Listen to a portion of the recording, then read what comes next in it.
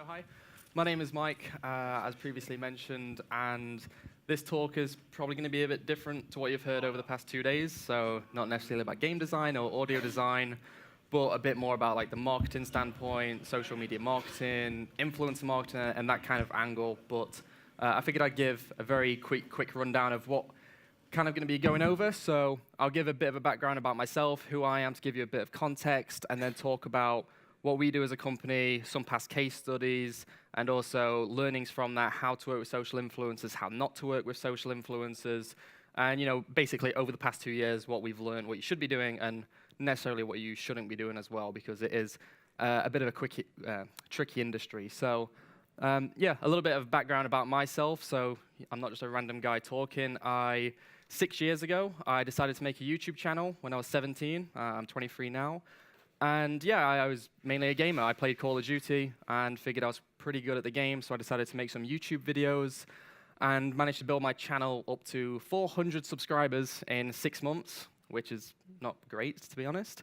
I thought it'd be a smart idea to drop out of college and pursue being a full-time YouTuber, which looking back wasn't the smartest idea, but thankfully it kind of worked out. I managed to build up my personal channel up to around 300,000 subscribers.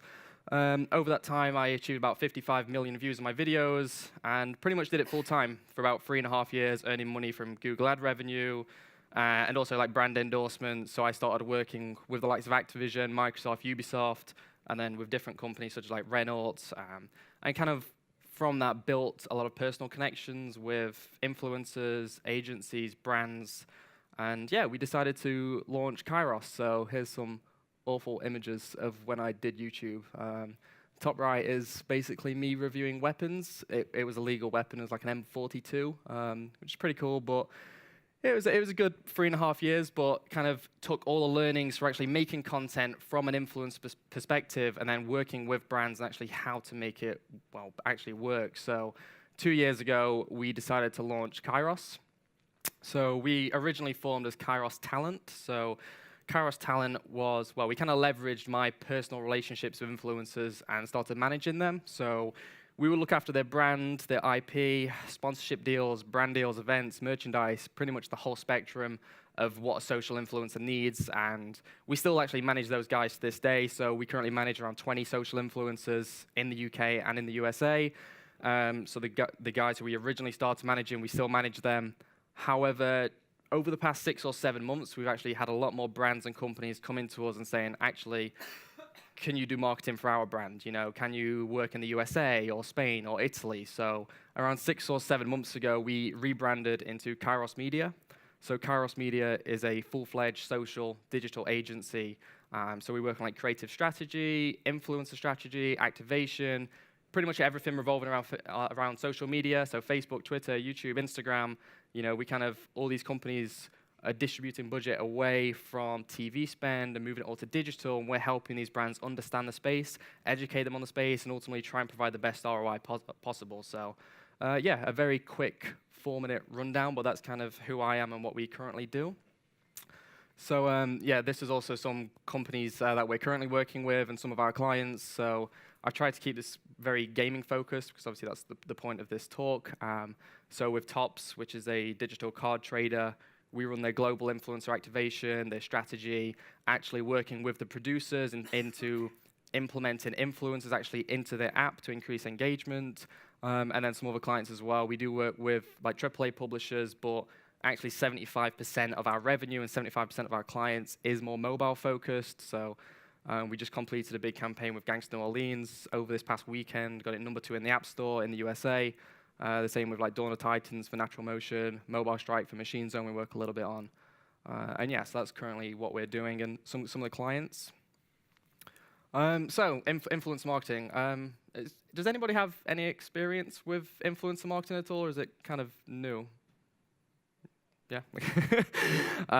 Okay, so I think influence marketing over this past, I don't really want to bore you too much with the figures. They're all there for you guys to see anyway, but it's probably one of the hottest things right now in the space. Over the past, when I started 5 years ago, no one was really getting paid for doing brand deals. You're getting money just from ad revenue, and that was it.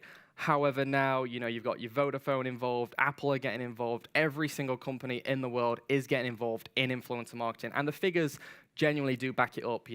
I know some people are like, oh, influencers, it doesn't work, but if it's done correctly with the right creative, with the right strategy, it is one of the best forms of marketing currently in the world. I recently read a report that there was a survey to the US market to actually look at the millennials, and 9 out of the 10 most influential people were social media stars. There were KSI, Smosh Games, PewDiePie. They were ahead of your Taylor Swift and your will.i.am and those kind of people. Social influence has become such a massive part in this past couple of years. Every brand is trying to get involved in some capacity because of these figures and because of ultimately the ROI, which is proving valuable now. So yeah, why use influencer marketing? Now, influencer marketing 2 years ago, it was a nice to have.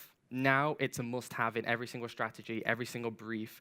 Every single company should be having an influencer strategy in some capacity, whether it's on a minuscule scale, whether it's catering to the influencers, already playing your game, already promoting your game. They are all getting there, and ultimately, they are providing some of the best value in the world today. And I'll go for a couple of case studies which showcase actually the ROI, which we've broadcasted to some of our clients, but ultimately, especially compared to like celebrity endorsements, social influencers are far cheaper for one, which is nice, but also the ROI you're getting from these influencers is incredible. But again, it has to be done correctly.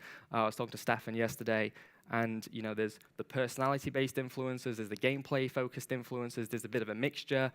Everyone is different, and you have to tailor each campaign or each strategy tailored towards these different influencers. So I'll go for a couple of case studies and then kind of what we've done as a company. So I'm sure most of you have seen Best Fiends or Seriously Digital somewhere over YouTube.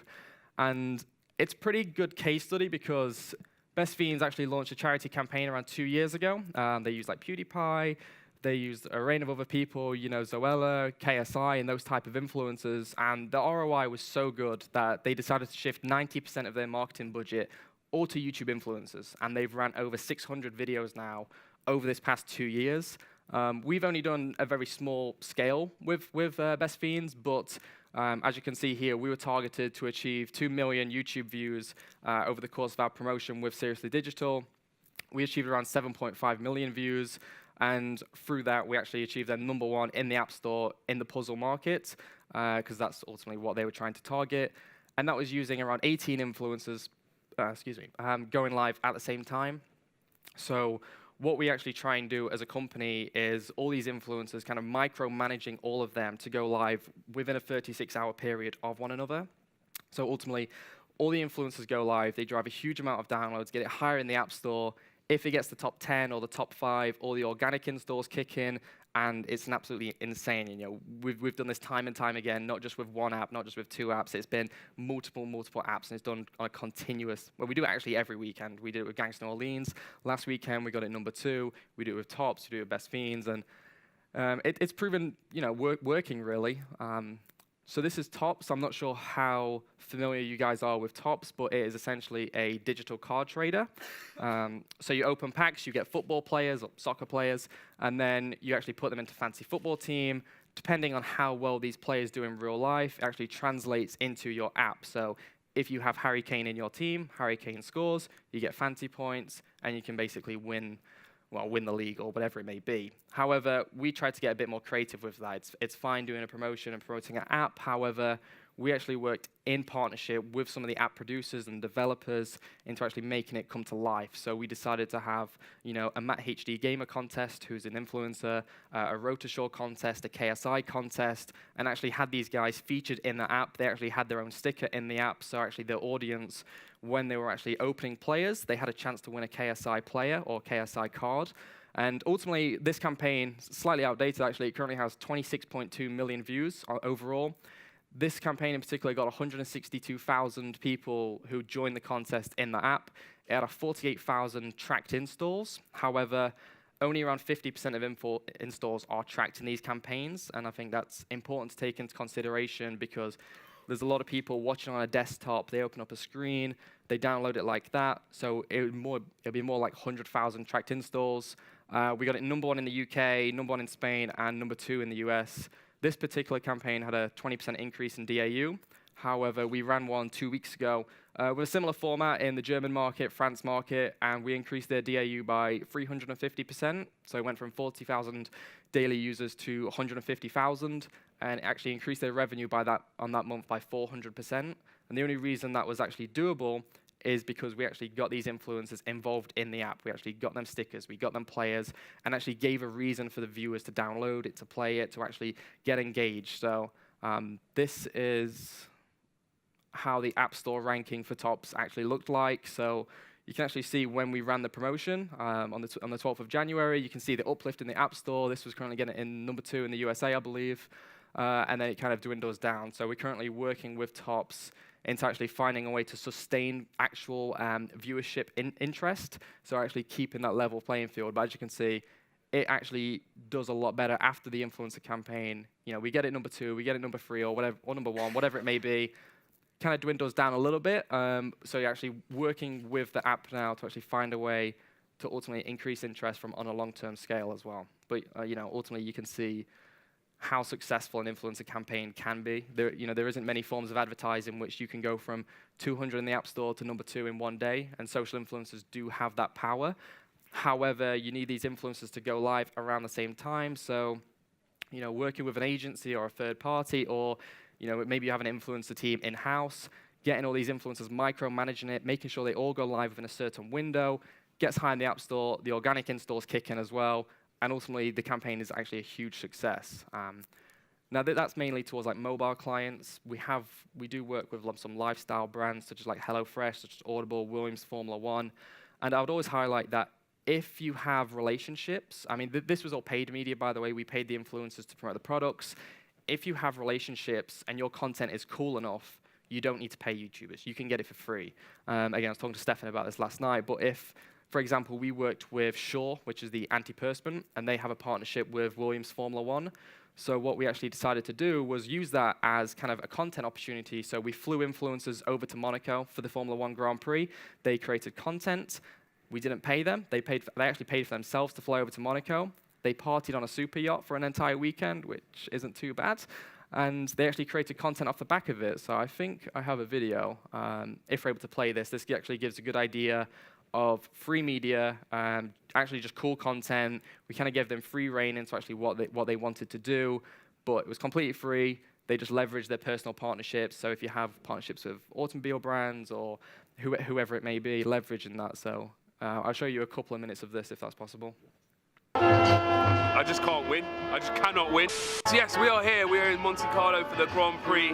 It's been an incredible trip so far, and I've got to say a massive shout out to Shaw for actually getting us onto this yacht, which if you haven't seen it, you're not going to be able to see it all here. But it's a bloody £30 million yacht. It's absolutely ridiculous, so it's incredible. So many people here. We've got a prime spot as well. Now, due to the F1 regulations, I'm not actually allowed to show you the track.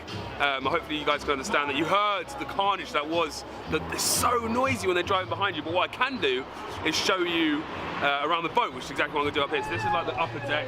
We've got Mike, we've got Jack, we've got Gonk sitting down just there. This is like the upper level. We've got jacuzzi here, nice bit of food, all that stuff. But it's like I think this boat's got like 4 floors, so I'm going to go and show you around them now. I'm going to go around this way actually. We've got some pretty cool stuff here as well, actually. You can see. Pretty awesome bit of kit that. So go down here. So we've got like loads of other boats next to us as well. I'm going to show you quickly if I can on this floor here. So this is like floor number 2. And inside here, this is incredible. This is like, this yacht is actually insane. If I open up the door, it's down there. Boom, look at that. Check that out. That's Matt. Shout out to Matt, say hello to the vlog. Hello, mate. So check this out. This is like I guess like the sitting room, which is like bigger than the sitting room in my house, and even in the new house, it's absolutely incredible. Like the sofas are so comfortable, and over here you've got like a massive freaking 4K TV. So if it gets a bit hot, which it is by the way, it's like insanely hot. I'm sweating buckets. You can come in here, watch it on the TV if you want. Obviously, it's going on just behind us though. Literally right behind us actually. We're right next to the tunnel. If you guys are familiar with the Grand Prix, then you'll know the tunnel is very, very famous. It's like got the first chicane, I believe it's called. I hope I've pronounced that correctly. Either way though, last night the football was on here. It was pretty awesome. I'm not going to show you everything in here because obviously some of it's like staff barracks and stuff. Like down there, that's where like the staff quarters are. Up here though, pretty much that's like the the bridge is what it's called, but that's basically what. All right, I'll try not to bore you too much. But yeah, that was actually a partnership with Shaw, which is the antiperspirant company. They have that partnership with Williams Formula One, and we essentially looked at that and said, actually, let's leverage this. We don't need to pay anybody. We'll take them over. We'll take them to Monaco. We'll give them an experience of a lifetime. I went over as a manager to manage that, which was pretty cool experience. But it shows that actually, if you have these partnerships, maybe with a car brand, or maybe you can get access to a Nissan GTR or something similar to that, giving these influencers access, but in return, you ask them to promote your product, you ask them to promote your game or something similar. It's a mutually beneficial partnership. So necessarily, influencer marketing, there's a lot of hoopla, I guess, about how much it costs, and it is expensive. And yes, to be fair, some influencer marketing, it is expensive. But actually, if you have these kind of partnerships and you can actually make this content for free, it's earned media, essentially. It's one of the best ROI possible, but it does depend on the brand. Again, we work with like Machine Zone for Mobile Strike, but actually doing a campaign for Mobile Strike is actually quite difficult because the game isn't as appealing to watch on YouTube. However, then we go to Gameloft and we do a campaign with Asphalt 8, and because the campaign or the game is so appealing and it actually fits so well on YouTube and Instagram, the influencers are willing to lower their rate, they're willing to do it at a cheaper price, which is obviously pretty nice, and ultimately that increases the ROI. So actually making a game or having the game appealing on YouTube or on Instagram or Facebook or whatever it may be actually proves massively tenfold. It doesn't matter how good your game is, or if it doesn't appeal very well on YouTube, influencers are very protective over their brand and they still won't actually do it. So so how to actually work with social media influencers, and if you work for a company, I'm sure a lot of you guys have some kind of strategy, or if you don't, I would genuinely recommend doing so, whether it's catering to people who are already playing the game or already promoting the game, or it's actually trying to generate new user acquisition. There should be an influencer strategy in some kind of case. Now, I would actually say one of the most important things is actually being transparent. These guys are professionals. Yes, okay, they might be sat in their bedroom making videos all day, but they are still professional. They still are relatively smart business-minded. So being quite upfront about it, telling them about the opportunity, don't kind of treat them unfairly, I guess. They're kind of like journalists in their own aspect, so actually treating them professionally. The most important thing, however, is actually building a long-term relationship. You don't want to use these influencers once and just kind of get rid of them. You want to build a long-term relationship. You want to build personal relationships as well. That's probably the most important thing out there. So actually, if you have a relationship with Slaptrain or Black Panther, actually really value that, because those relationships are hard to come by. And especially if they're willing to promote your game for free, actually giving them access maybe to the game development team, getting their input actually. EA have recently actually in-house built their own game changer system, so they invite influencers over to their studio. They get influencers to play the game actually before it actually comes out, and then they get their advice on what needs to be changed before the game even comes out. So these influencers, they're actually even in the credits now of EA games, so thanks to Westy or whoever it may be for actually giving them encouragement. So if you have these relationships, really leverage that. Invite them to the studio, show them around, introduce them to the development team or whoever it may be, because those relationships are hard to come by. And especially being agile, being flexible, and actually working with these influencers. I'm based in the UK, so when we're dealing with UK influencers, some of them don't reply till 6, 7, 8 p.m., which not many people want to work at that time. However, that you basically get one email done a day if that's the case. So actually being agile, replying to people 9, 10 p.m., always try and get some kind of direct form of contact as well. Don't just be reliant on a cold email or a random email. Try and get their Skype, their WhatsApp. They get them to follow you on Twitter, for example. The forms of communication is so much better. Unless they have a management, they will be pretty slow at responding to emails usually. So make sure that's all taken into consideration. Be wary of agencies, which is probably I shouldn't say. However, there's a lot of people getting involved in this space, basically just seeing the money that's getting thrown around, and they're shit, to be perfectly honest. So just be very careful actually working with agencies. All these PR agencies are developing some kind of influencer add-on, the media agencies. There's a lot of influencer agencies showing up who generally don't know what they're doing. Like, we actually got 14 briefs this week alone from influencer specialist agencies who have asked us, okay, can you price this up? Can you give us a proposal? Which is pretty dreadful, but they're generally just seeing the dollar signs. So yeah, actually be actually very careful at who you're working with. If any agency is giving you the same quote for like a price for a gaming channel and a lifestyle channel, don't work with them. every influencer or every campaign needs to be tailored individually. You should not be paying the same amount for a lifestyle channel and a gaming channel. Gaming is actually one of the cheapest forms of influencer marketing, and I'm sure it will rise eventually. So I try and make the most of that if possible, because the lifestyle side of it, the female side of it, it's so expensive and lucrative. The gaming side is so far behind, which is good though, because from our side we can actually provide really good value on these influencer strategies, these influencer campaigns, and provide really good value moving forward as well. So what not to do? There's a lot of things you really shouldn't be doing, to be perfectly honest, with influencers. Probably one of the main things is actually dictating the content. These influencers have built their following up for a reason or another. If they have 500,000 subscribers and get 20 million views, they have that for a reason. Actually listen to what they're actually wanting to do. If they have an idea about what content they want to produce, actually listen to that, because it's actually probably good insight. If they want to do a funny moments video, but you're asking for like a let's play, take that into consideration, try and find some middle ground. So maybe it's 50% funny moments, 50% let's play, or something like that. But really listen to them as well. I mentioned this before, but actually treat them professionally. Actually, they are business people at the end of the day, so actually work with them on a close manner. Talent managers, that will become a more popular thing. Every influencer at some point over this next 2 years will be managed. So you have to build relationships with talent managers, with MCNs, which can be quite tricky. But if you're an influencer campaign manager or influencer marketing manager at your company, take that into consideration. The relationships are so important. And also make sure you're agile once again, in terms of content production. Always ask for like an unlisted video prior to approval, so you can approve the content. You don't want something going out without you guys actually dictating what you want. Always give them some kind of advice or key mentions or feature points, for example. So if you want 4 certain things mentioned about your game in the video or the Instagram post, make sure that's in the brief. They will take that into consideration.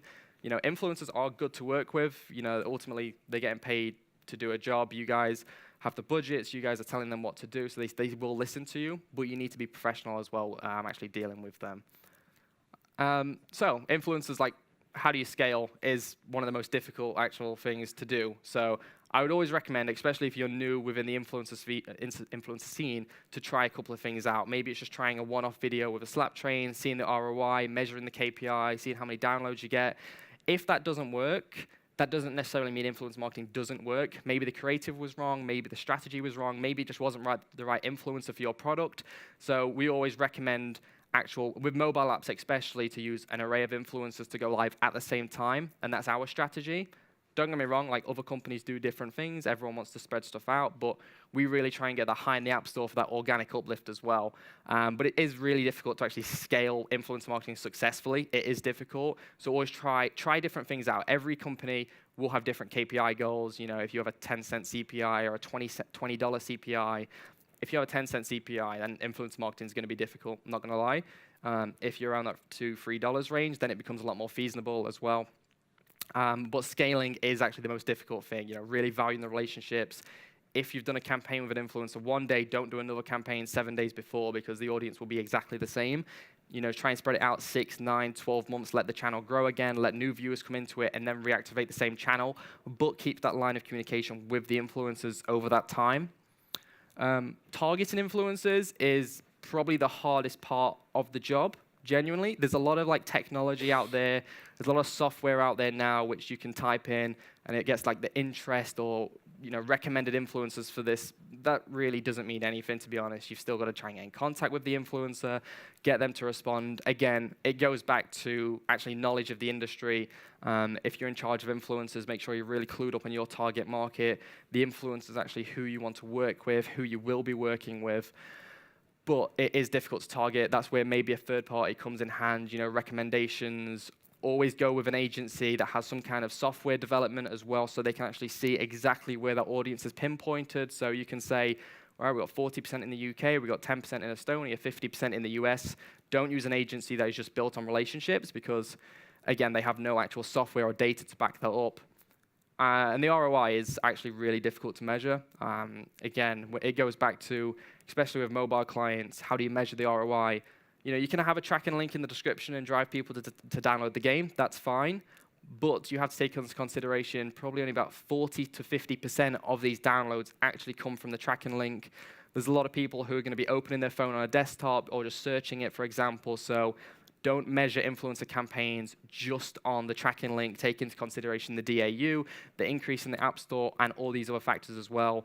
And ultimately, also check the views. Views are important. It is brand awareness. It is engagement. You are building a brand after all, and building a brand is so important.